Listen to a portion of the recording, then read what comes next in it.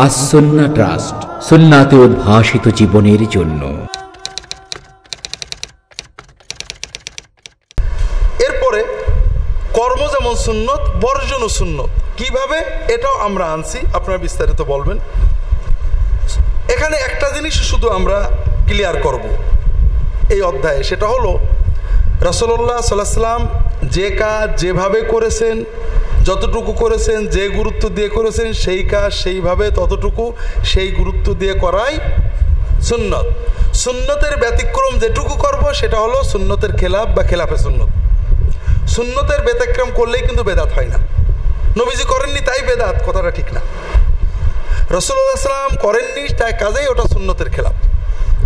সুন্নতের খেলাফ যে কাজ, এটা কিন্তু জায়েজ হতে পারে, কখনো ওয়াজিবও হতে পারে, কখনো হারামও হতে পারে শরীয়তের দলিল অনুযায়ী। যে কাজ রাসূলুল্লাহ করেছেন, করতে বলেছেন, সেটা ওয়াজিব হতে পারে, সুন্নত হতে পারে, মুস্তাহাব হতে পারে। যে কাজ করেন উনি, নিষেধও করেননি, সেটা জায়েজ। যে কাজ করেননি, নিষেধ করেছেন, সেটা না জায়েজ। কিন্তু যে কাজ করেননি, নিষেধও করেননি, এটা জায়েজ হতে পারে, জরুরি হতে পারে, কিন্তু কখনো দিন হতে পারে না, কখনো দিন হতে পারে না। যেমন রাসূলুল্লাহ সাল্লাল্লাহু আলাইহি ওয়াসাল্লাম ভাত খাননি, খেতে নিষেধও করেননি, প্লেনে চড়েননি, নিষেধও করেননি, ফ্যান লাগানোনি, নিষেধও করেননি, এগুলো জায়েজ। কিন্তু এগুলো দিন না। দিন না মানে আমি যদি মনে করি ফ্যান ছাড়া নামাজ পড়লে সওয়াব কম হবে, অথবা ভাত না খেয়ে রুটি খেলে সওয়াব কম হবে, বরকত কমে যাবে, তাহলে এটাকে দিন মনে করা হলো। এই নবীজি করেননি এইরকম কোনো কাজকে দিন মনে করার নাম হলো বেদাত। আরেকটা জিনিস জানবেন, বেদাত কিন্তু মনের গুনাহ, আমলের গুনাহ না। মূলত কিসের গুনাহ? মনের গুনাহ। এই জন্য রাসূলুল্লাহ সাল্লাল্লাহু আলাইহি ওয়াসাল্লাম বলেছেন কুল্লু বেদাতিন দলালা, প্রত্যেক বেদাতি বিভ্রান্তি, মনের অন্যায়, মনের অন্যায়। যেমন আপনি দাঁড়িয়ে আছেন, এখানে দাঁড়ানো অবস্থায় আল্লাহর জিকিরা করছেন, দাঁড়িয়ে আছেন বাসের জন্য, সুবহানাল্লাহ সুবহানাল্লাহ সুবহানাল্লাহ আলহামদুলিল্লাহ আল্লাহু আকবার লা ইলাহা ইল্লাল্লাহ লা ইলাহা ইল্লাল্লাহ আল্লাহুম্মা সাল্লি আলা মুহাম্মদ আল্লাহুম্মা আসসালামু আলাইকা আইয়ুহান নবী ওয়া রাহমাতুল্লাহি ওয়া বারাকাতুহু। আপনি দাঁড়িয়ে দাঁড়িয়ে দরুদ পড়ছেন, সালাম পড়ছেন, অথবা জিকির করছেন, এটা কি নাজেজ কিনা? নাজেজ, জায়েজ। আপনি এতে কি জিকির বা দরুদের সওয়াব কম পাবেন নাকি? না।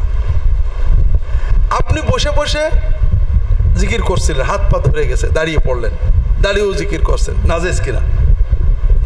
আপনি বসে বসে জিকির করছিলেন, দেখলেন যে আপনার এক বন্ধু আসছে, অথবা উস্তাদ আসছে, আব্বা আসছে, বসা থুয়ে হাঁটতে হাঁটতে চলে গেলেন, জিকির করতে করতেই চলে গেলেন। অথবা দূরের থেকে কেউ ডাক দিয়েছে, লাফ মারে উঠলেন, উঠে জিকির করতে করতে চলে গেলেন, নাজেজ কিনা? না।